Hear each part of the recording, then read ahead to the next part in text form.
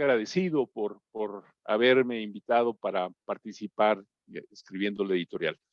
La verdad es que es un tema, bueno, un tema que a todos nos ha tocado de alguna u otra manera, esta situación del cuidado del bienestar y la salud mental. Hemos platicado cómo en nuestros lugares de trabajo, en nuestras familias, en nuestras comunidades, pues se ha incrementado. Yo lo digo de manera a veces hasta textual, que cuando antes estaban un poco tristes, ahora la gente está deprimida, y cuando antes estaba un poco deprimida, pues ahora ya ha empezado con cierta ideación suicida o con ciertos problemas que se han agravado. Y si alguien estaba un poquito preocupado, ahora está ansioso, y si alguien estaba ansioso ya hablamos más de una crisis generalizada de ansiedad o de un trastorno del estado de ánimo. La verdad es que ha sido increíble cómo ante situaciones de vulnerabilidad psicosocial pues ha habido este incremento notable, no nada más en la profundidad de ciertos síntomas, sino en la pérdida de esta situación de bienestar emocional. Y la verdad que qué bueno que nos damos a la tarea en este número de poder platicar de esto, porque sin lugar a dudas que la pandemia de COVID-19 pues es una crisis humanitaria, socioeconómica y por supuesto emocional, que excede lo sanitario exclusivamente. Esta pandemia de COVID nos ha afectado a todos, personas, familias, comunidades, sociedades, ¿sí? Ha repercutido en todas las generaciones, incluso, me atrevería a decir, en las que no han nacido. Hay repercusiones.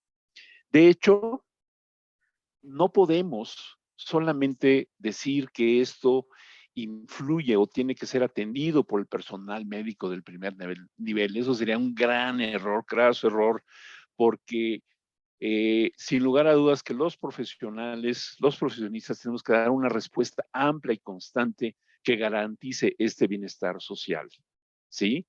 Estimar el impacto que ha tenido la pandemia en la salud mental, sin lugar a dudas que es difícil. Sobre todo en Latinoamérica, donde muchas veces nos hacen falta ciertas estadísticas de cómo está la salud mental. La verdad es que si lo vemos en términos del Producto Interno Bruto que se dedica para atender la salud mental, pues es muy bajo. Y si partimos de que cómo ha incrementado, pues necesitaremos tener un punto de contraste, que no lo tenemos, porque sin lugar a dudas, a lo mejor ahorita hemos estado más preocupados por evaluar ciertos procesos de bienestar, ciertos procesos de salud mental, pero quizá no tenemos esa situación de contraste o comparación. Sin embargo, eso no nos quita que tenemos que seguir generando esos acercamientos entre los diferentes enfoques de salud mental, seguir desarrollando sólidos marcos conceptuales que fundamenten estas intervenciones. Yo creo que todos y todas hemos aprendido sobre la consecuente atención psicosocial que debe de proporcionarse. ¿Quién de nosotros no ha aprendido a no negar la situación del COVID, pero tampoco exagerar ni extremar medidas innecesarias? ¿Quién de nosotros no ha sentido miedo? ¿Quién de nosotros no ha tenido ciertos comportamientos impulsivos, a veces de discriminación, a veces de rechazo, o a veces de imaginarnos peligros irreales? ¿Quién de nosotros no ha aprendido acerca del distanciamiento físico? Pero también hemos aprendido que distanciamiento físico no es distanciamiento emocional y que hay muchas maneras de acercarnos emocionalmente, aun cuando tenemos que poner cierta distancia. Un distanciamiento saludable, que no implique desconexión social, que no implique desconexión emocional, que no implique desconexión interpersonal. Y por supuesto que como nos han ayudado estos medios virtuales de comunicación e interacción social que nos han permitido pues, apoyarnos social y mantener en la medida de lo posible este bienestar psicosocial. Es un gran desafío y yo creo que en este volumen se da un acercamiento valiente, se intenta eh, proponer situaciones de manera clara y precisa sobre todo con evidencia científica, que es la que nos hace falta, dar evidencia, proponer evidencia disponible para la contribución a los problemas y desastres, en este caso de salud mental. Y de esta manera, pues, pensar que utilizando estas herramientas de consulta nos pueden ayudar en la toma de decisiones en materias de salud mental, tanto para organizaciones psicológicas como para organismos gubernamentales en salud pública en los diferentes países del mundo. Quiero citar una frase que pongo ahí en la editorial de Antonio Guterres, el secretario de las Naciones Unidas, que nos dice que los servicios de salud mental son una parte esencial de las respuestas de los gobiernos al COVID-19 y deben de expandirse y sobre todo ser completamente financiados. Es decir, tenemos que tener este tipo de actitud, este tipo de cambio, este tipo de situación que probablemente hemos desdeñado y hemos dejado de lado. No podemos seguir haciendo. Necesitamos ese tipo de apoyos, ¿sí?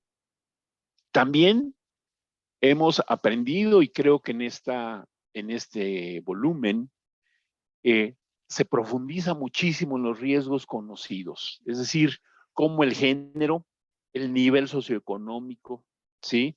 Experiencias personales de depresión, ansiedad, ambas, dificultades económicas, ¿sí? El cuidado de los menores en casa, altos niveles de desempleo, la deuda económica, o ciertos eventos graves de inseguridad alimentaria en el hogar, de pobreza extrema. En pocas palabras, los impactos emocionales pueden ser mucho más prolongados que los sanitarios y los socioeconómicos. Y eso nos invita, nos lleva a que tenemos que atender esta gran demanda de estos impactos emocionales si queremos procurar el bienestar de nuestra sociedad. Nos hemos dado cuenta y en estos diferentes capítulos y artículos que se proponen, como en México, en Latinoamérica, ¿sí? No estamos suficientemente preparados para mitigar este impacto emocional de la pandemia, ¿sí? Hemos visto, se destacan la debilidad de los sistemas de atención primaria en salud mental y la ausencia de una estrategia de acción amplia e integrada, ¿sí? Desafortunadamente, la salud mental y el bienestar emocional han sido alterados a causa de la pandemia, ¿sí? Y no ha sido nada más esta cuestión de los meses de confinamiento que hemos pasado y que volvemos a vivir en una tercera, cuarta, quinta, o no sé si en algunos ya hasta sexta ola, ¿no? Eh, con noticias que nos abordan en cada momento y con situaciones realmente dramáticas. Es decir, lo que sí hemos visto es que este futuro incierto ha creado un clima proclive al pesimismo. De ahí la importancia que en el presente volumen tenemos de explorar estrategias que favorezcan la educación emocional y el cuidado del bienestar y la salud mental. Estos artículos nos invitan, nos llevan, nos ayudan a la reflexión y nos dan datos empíricos, nos dan propuestas, talleres, estrategias, evaluaciones, ¿sí? Y remarcan la importancia. Perdón, como se darán cuenta, estoy en la universidad y pasan algunos alumnos. Ya estamos aquí en plena. Perdón por el ruido exterior. Esto nos lleva, pues, que requerimos entonces de esta capacitación específica, de esta conformación de equipos técnicos, ¿sí? Que nos ayuden al cuidado de la propia salud, al cuidado de los agentes y profesionales involucrados en estas tareas, ¿sí? Tenemos que seguir.